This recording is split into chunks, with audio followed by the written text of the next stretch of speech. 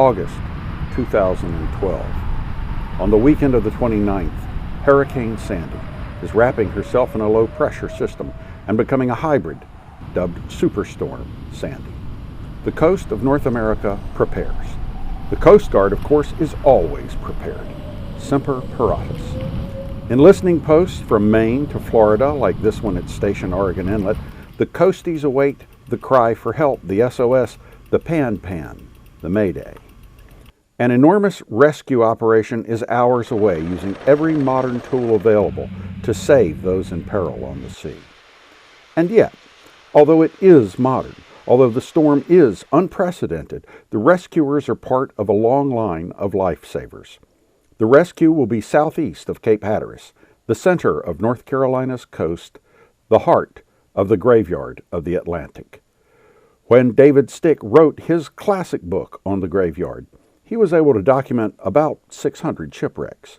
Since that time, archaeologists and historians have documented thousands more. You have probably over 2,000 shipwrecks covering a period of 400 years just off of Hatteras and Ocracoke Islands alone. But through all this time, and all those wrecks, one thing has remained constant: the need for rescue, the cry for help. That cry has been answered since 1790 by the services, the Cutter Revenue Service and the Life Saving Service, that now make up the United States Coast Guard. In Wilmington, North Carolina, as Hurricane Sandy churns off the coast, a distress call is received from the HMS Bounty. The Bounty was built 50 years before for a movie. She has cut across the path of Hurricane Sandy to get on her downwind, safer side. The captain misjudged the strength of the Bounty and of the hurricane. This is not new. Many of the ships that come to grief in the graveyard of the Atlantic lose everything to the weather. In 1889, at least 6 ships went down in a late October hurricane. And now, in the 21st century, the Coast Guard is called on to save another sailing ship in a hurricane. Communications with Bounty are spotty. A C-130, normally based at Elizabeth City, is launched from Raleigh. The aircraft is to establish communications and size up the situation. The situation is very, very bad. Before the rescue is over, it will involve 2 C-130s and 4 helicopters. The first helicopter launches in total darkness at 4 a.m. I'm Lieutenant Jane Pena. I'm an MH-60 Tango pilot in the Coast Guard. And I remember very clearly getting the call that said they're going in the water right now.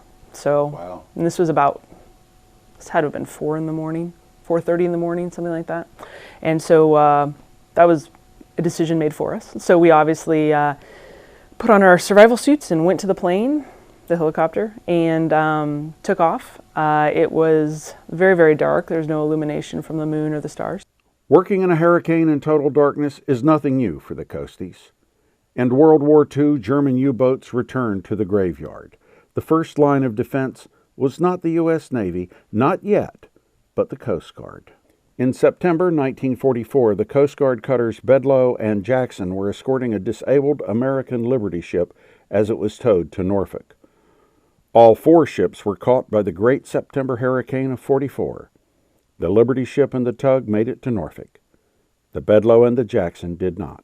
Both ships still lie on the bottom, in 100 feet of water, 20 miles off of Hatteras.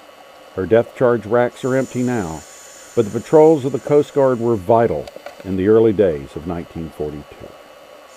The Coast Guard was much more ready to go to war than the Navy was.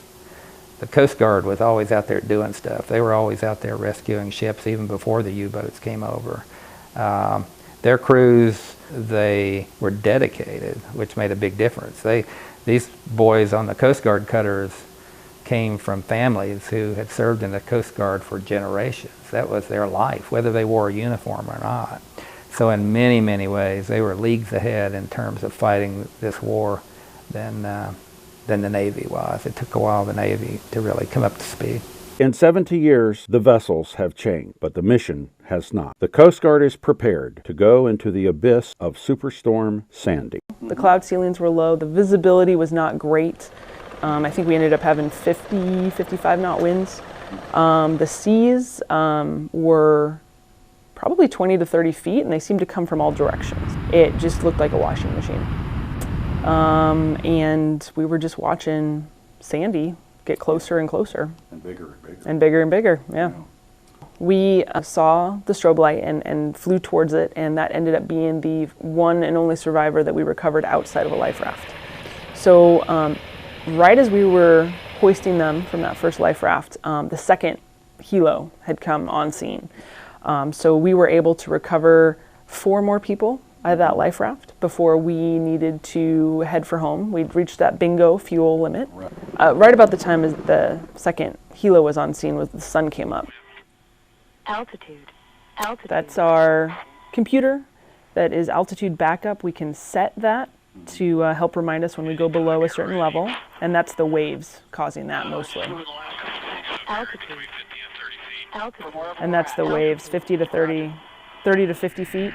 This is actually my aircraft now, not the one that we had just seen footage of. Okay. And we're offloading the 5 survivors to the Red Cross. And you can see that survivor's having such a hard time walking because of all that water in his suits.